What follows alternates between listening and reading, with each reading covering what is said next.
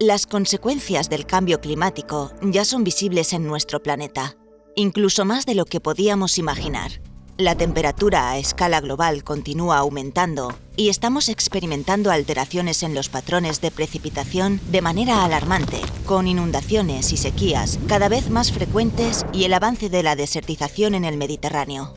La causa principal de estos efectos catastróficos es la contaminación en sus diversas formas. Afortunadamente, todavía hay cosas que podemos hacer para combatir el cambio climático. Y en Aldaya queremos sumarnos a este reto mundial. Aldaya pel Clima es nuestra contribución desde el ámbito local. Un proyecto de amplio espectro que englobará desde ahora todas las iniciativas relacionadas con el cuidado del medio ambiente. La primera acción de Aldaya pel Clima es la renovación de las más de 5.500 luminarias de las calles de Aldaya. Ahora pasaremos a utilizar luz LED de última generación. Según los expertos, nuestro municipio ahorrará más de 2 millones de kilovatios-hora de energía y se dejarán de emitir 1.000 toneladas de CO2, equivalente a la plantación de casi 90.000 árboles.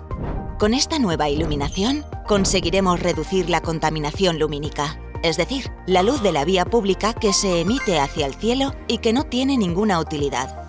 Esta luz puede alterar la salud de las personas, produciendo insomnio, estrés y otras enfermedades relacionadas.